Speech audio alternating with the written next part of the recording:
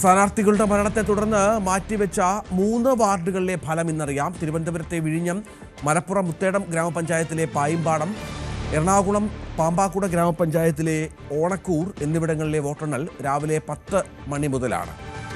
ഒരു സ്വതന്ത്ര സ്ഥാനാർത്ഥിയുടെ പിന്തുണയോടെ 51 സീറ്റുകളുമായി കോർപ്പറേഷൻ ഭരിക്കുന്ന BJPക്ക് വിഴിഞ്ഞം വാർഡിലെ വിജയം നിർണായകമാണ്. വിഴിഞ്ഞം വാർഡിൽ വിജയിച്ചാൽ BJPക്ക് സ്വതന്ത്രന്റെ പിന്തുണയില്ലാതെ തന്നെ കേവല ഭൂരിപക്ഷമായ 51 എന്ന മാന്ത്രിക സംഖ്യയിലേക്ക് സ്വന്തം നിലയിലെത്താനാകും.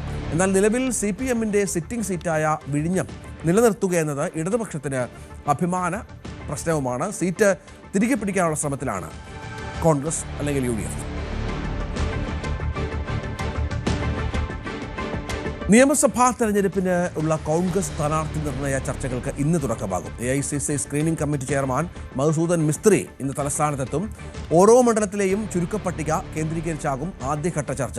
വയനാട്ടിലെ ലക്ഷ്യ ക്യാമ്പിൽ നിന്ന് വലിയ ആവേശം ഉൾക്കൊണ്ടാണ് സ്ഥാനാർത്ഥി നിർണയ ചർച്ചകളിലേക്ക് കോൺഗ്രസ് കടക്കുന്നത്. സുനിൽ കനിഗോലുവിൻ്റെ ടീം നടത്തിയ സർവേ റിപ്പോർട്ടും സ്ഥാനാർത്ഥി നിർണയത്തിൽ നിർണായകമാകും. ഗ്രൂപ്പ് താൽപ്പര്യങ്ങൾക്കപ്പുറം ജയസാധ്യത മാത്രമാണ് ഇത്തവണ പരിഗണിക്കേണ്ടത് എന്നാണ് പൂർണ്ണമായ നിർദ്ദേശം. അതനുസരിച്ചുള്ള സ്ഥാനാർത്ഥി നിർണയത്തിലേക്ക് എത്രയും വേഗം കടക്കാനുള്ള ശ്രമത്തിലാണ് പാർട്ടി.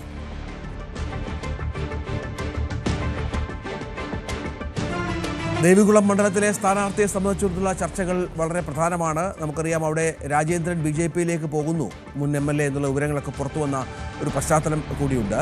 ദേവികുളം മണ്ഡലത്തിൽ ആര് UDF സ്ഥാനാർത്ഥിയാകും എന്നതിൽ ആകാംക്ഷ തുടരുകയാണ്. 1.5 പതിറ്റാണ്ടിലധികമായി LDFന്റെ കൈവശമുള്ള മണ്ഡലം തിരികെ പിടിക്കാനാണ് UDFന്റെ ശ്രമം. മികച്ച സ്ഥാനാർത്ഥിയെ കണ്ടെത്തി സജീവമായി കളത്തിലിറക്കിയാൽ മണ്ഡലം തിരികെ പിടിക്കാമെന്നാണ് UDFന്റെ ആത്മവിശ്വാസം. LDFനെയും UDFനെയും മാറി മാറി പിന്തുണച്ച ചരിത്രം ദേവികുളം പഞ്ചായത്തിനുണ്ട്. നിലവിൽ LDFന്റെ കൈവശമാണ് മണ്ഡലം. മികച്ച സ്ഥാനാർത്ഥിയെ കണ്ടെത്തി സജീവമായി കളത്തിലിറങ്ങിയാൽ മണ്ഡലം തിരികെ പിടിക്കാമെന്നാണ് UDFന്റെ പ്രതീക്ഷ. അതേസമയം സീറ്റുറപ്പിക്കാനായി പ്രമുഖ നേതാക്കൾ പലരും ചരടുവലി തുടങ്ങി. മുൻ MLA AK മണിയും D കുമാറും അനിൽ തറനിലമടക്കം സജീവമായി രംഗത്തുണ്ട്. കോൺഗ്രസ് നേതൃത്വം ഇത്തവണ മണ്ഡലത്തിൽ യുവാക്കൾക്ക് പ്രാധാന്യം നൽകാൻ തീരുമാനിച്ചാൽ മുൻ block panchayat president Soman Chellappan, R Rajaram, M Muthuraj എന്നിവരിലൊരാൾക്ക് നറുക്ക് വീഴാനാണ് സാധ്യത.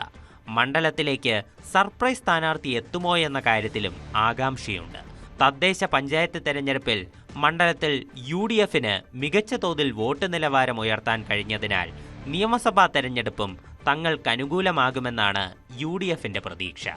സംവരണ മണ്ഡലമാണ് ദേവികുളം. News 18 ഇടുക്കി. കൂടുതൽ വാർത്തകൾക്ക് News 18 Keralam YouTube channel subscribe ചെയ്യുക.